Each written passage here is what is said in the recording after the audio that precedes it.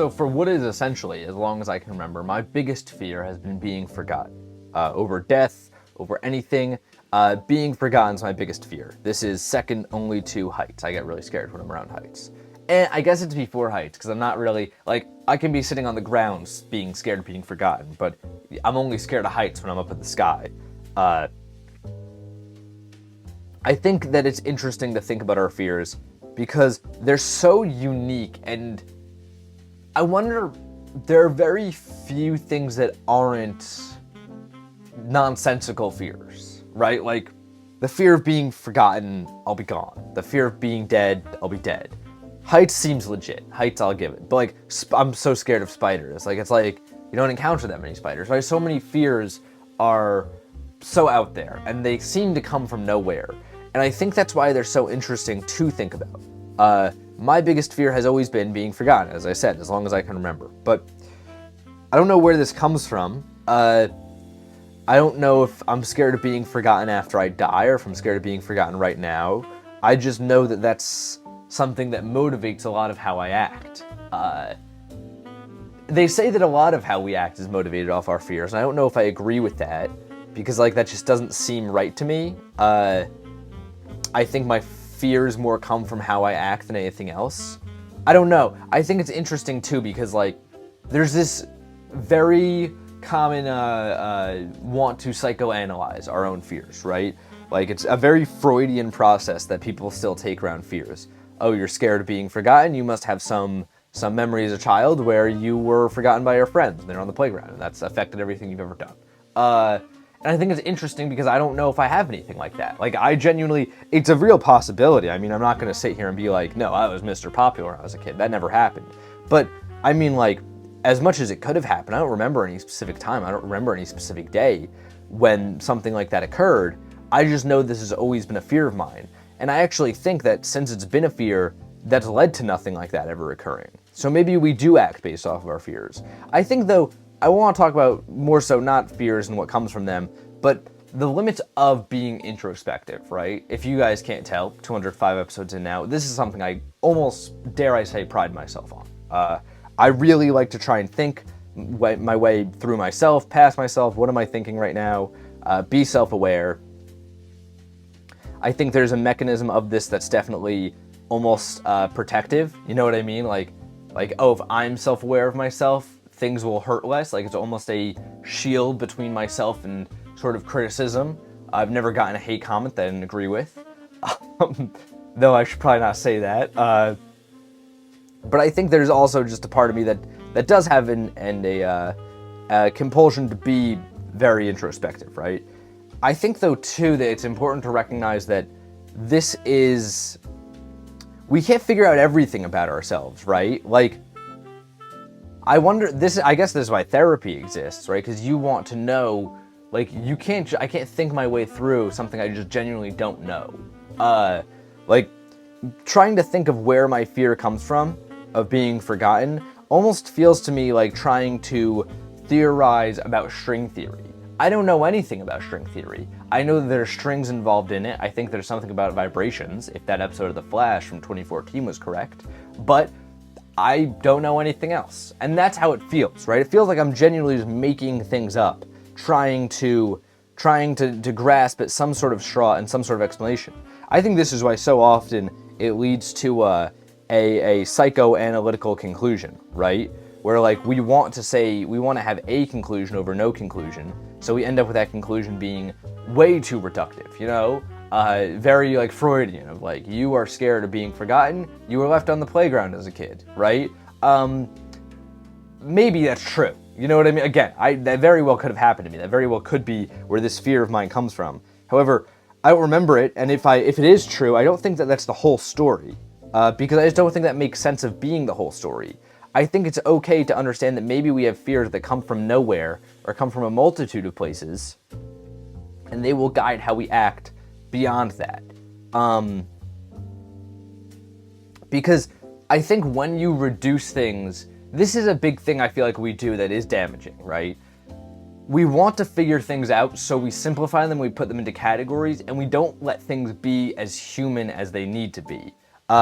For an example, talking about these fears, right? We I will be like, maybe my fear came from X place. That doesn't mean that that's the whole story. And to understand that's the whole story, it also gives the impression that we need to think our way past of our fears, right? We need to be like, you need to get over your fear of being forgotten, which maybe it is holding me back in some regard. I can't really say because I still have the fear. But in large part, if nothing's damaging anything, why should we try to outthink any unpleasantries, right? If you can survive and keep going day by day with this in mind, being like, I am scared of being forgotten, and just keep moving with that in mind, what is the point of trying to think your way past it?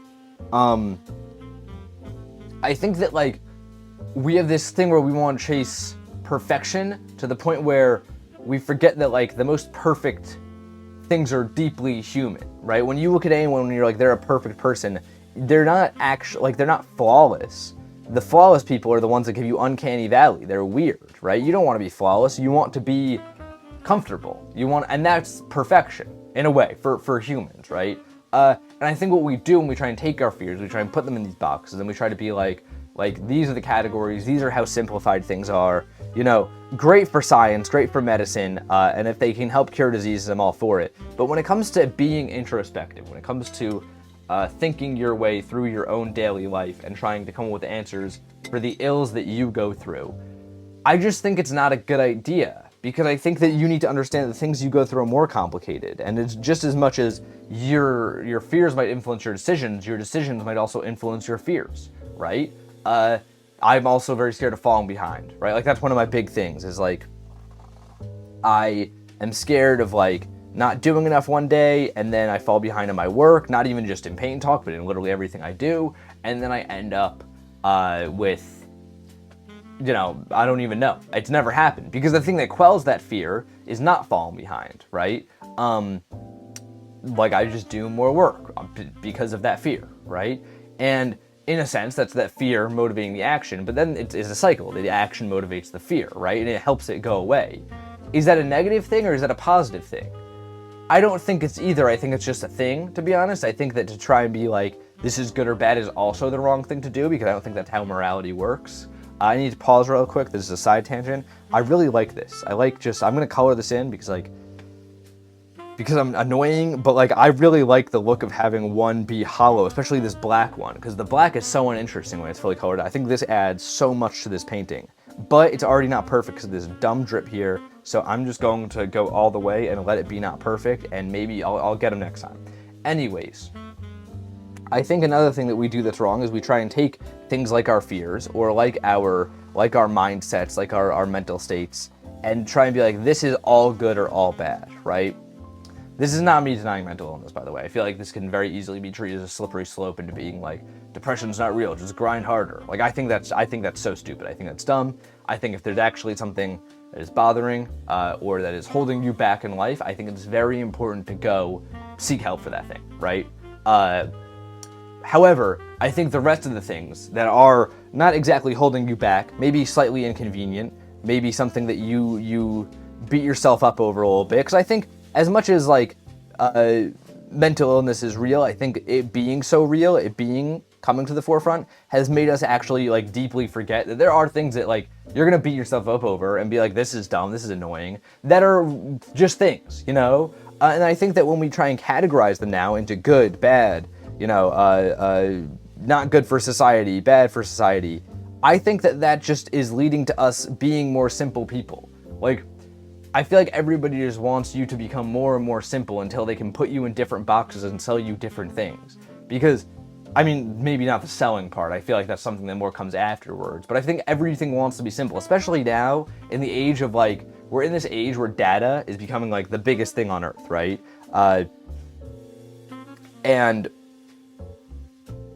like, because of that, I think it's made the people who are maybe just in Silicon Valley, but I feel like this is reflected onto all of us too, to an extent. It's made us be like, oh, so that's how everything's gonna work. You can get numbers, you can crunch numbers on everything. You can have, in some regard, an eye on everything, because that's how data works, right?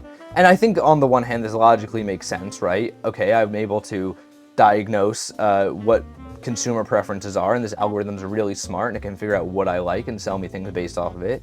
It must also be able to I must also be able to quantify things like my personality. And I think this has led us to being, like, having this very...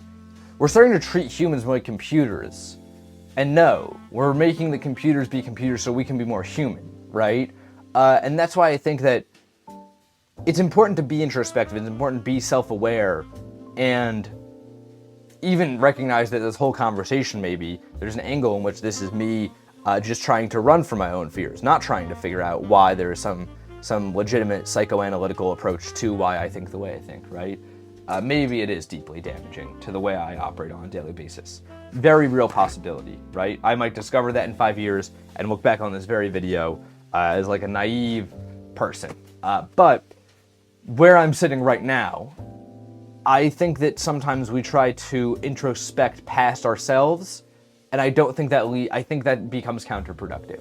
That's my take. Let me know yours in the comments below. I'd love to hear it. This is the painting. I feel like I already spoke about it with that little interlude I did for some reason.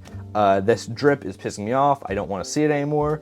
I would literally paint over it, but I don't have any white paint on this palette right now. So, and I'm running out of white, guys. I need to buy some new white paint. These tubes are like 20 bucks though. 20 bucks in this economy. I think this painting's interesting, actually. I'll say this. I think this red's interesting, but it's interesting because there's hints of other colors in it, not because of the flat red. Like, this is the big struggle with these color palette series, is I don't know the line between having an interesting color palette and it being interesting for things that aren't the colors. Maybe the lesson I need to learn is that colors aren't just interesting on their own. I don't know. What do you guys think? Give me your thoughts on the painting, too. I feel like a double whammy today on the topic and the painting. But until next time, guys, gals, and pals, my name is Max Dice. This has been Paint Talk episode 205. I'm here every morning, painting and talking with you all.